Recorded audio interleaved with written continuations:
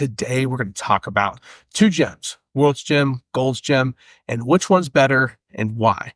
So, a fun fact to start the conversation is the person that created World's Gym is also the same person who built Gold's Gym. Gold's Gym actually started first. It was 1977 and it was created by Joe Gold. And what's interesting enough about it is that when Gold's Gym was thriving was at the time of the documentary Pumping Iron. And I remember seeing that for the first time in my teens. And it was a huge display on the strength community, more particularly the bodybuilding community, and how they thrived and built their physique through different types of strength training, etc. And watching that documentary, it's amazing. You know, even if you're not a bodybuilder, if you're someone who just appreciates strength, when you watch it, you're just like, wow, to see some of the equipment that's still being used today. It was just an amazing display of some of the most timeless movements that you can do to build your physique and to get stronger. But in that movie, that was Gold's Gym. And Gold's Gym was actually built a few years before World's Gym. And, you know, obviously to this point, to this day, they're both not the same. They have a little bit more of a modern look. One might look more modern than the other, but nonetheless, having had the same founder, a lot of people will compare these gyms and they'll say, hey, which one's better for bodybuilders or powerlifters or, you know, CrossFitters, et cetera? Which one's going to cater to those different populations and which one would make the most sense for you? That conversation gets brought up a ton. So by the end of the video, you'll get to see if we chose World's Gym or Gold's Gym and why we got to that conclusion.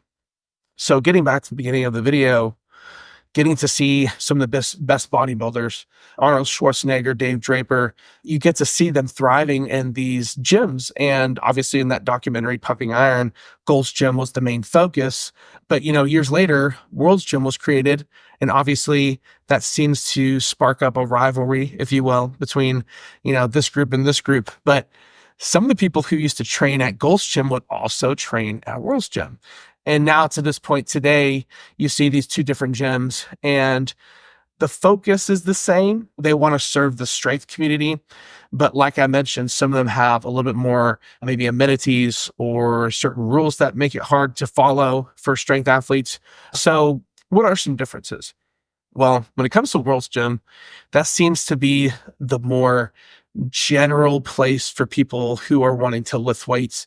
And what I mean by general, it seems like it accommodates strength people, powerlifters, bodybuilders, beginners. So that environment seems to welcome a little bit more of that atmosphere, perhaps a little bit more than Gold's Gym. Gold's Gym kind of has that aura of bodybuilder, if you will, going back to that statement before from Pumping Iron and Arnold Schwarzenegger, although he did go to both gyms. But Gold's Gym, one of the biggest issues that might happen for powerlifters that could make it a little bit more selective is they have some strict rules on chalk and dropping weights. So obviously you don't want to just slam weights, but dropping weights just kind of happens with lifting, especially with powerlifters.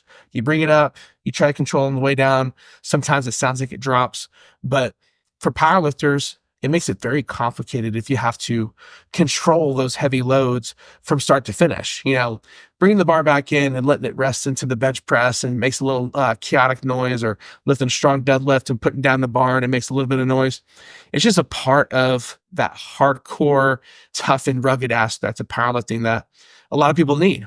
If you were being told to lift a heavy weight and bring it down nice and slow, yeah, I get it. It's being a little bit more generous, but you know, when it comes to powerlifting, there is that stereotype that people are going to drop weights and make a lot of noise.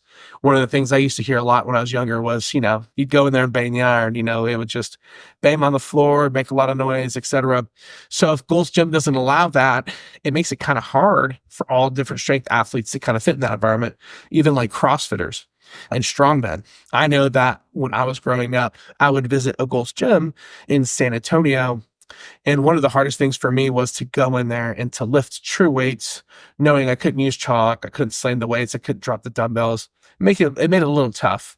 Now, I visited this Gold's Gym quite a bit, and I never got a chance to go to World's Gym until recently. But the only reason I got to go to World's Gym is because I was out of town for a work trip, and it just happened to be in that location, which brings me to my next point. One of the hardest things about World's Gym is, although it caters more to all types of strength athletes, they're not as common as Gold's Gym. So Gold's Gym, you can see them constantly throughout the United States. World's Gym is a little bit more regional. So, the accessibility is quite a bit different.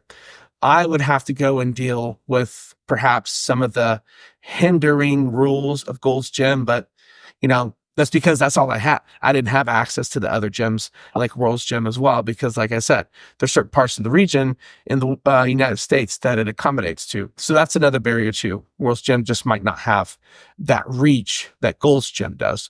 But with all things considered, with the price point too, they both have short-term, long-term contracts. They both have childcare, a cafe, smoothie bar. It really does make it to the point where they both seem very similar. So when it comes down to all of these different variables and some of the other things that maybe we didn't get to discuss yet in the video, which one is best? Is it World's Gym or Gold's Gym? Obviously, it's up to you. I like the idea of accessibility and having the option to reach to different Gold's Gyms around the United States. But based on all the factors and all the things we researched, we believed that World's Gym was the better fit because it meshed with more of the general population that liked to lift weights. But, there's a full review on more things that we talked about in this article that started this video. There's a link in the description that gets you to the article that talks a little bit more about these different variables and factors that helped us make this decision. But like I said, both created by Joe Gold, makes it kind of tough. They should have some similarities and things like that. But at the end of the day, we believe that World's Gym was the best option because it met the needs of multiple different populations versus just a limited population. So again, my name is Joseph Lucero with the Powerlifting Technique. I hope you enjoyed the video. Subscribe, like, leave a comment, and hopefully we'll catch you in the next video.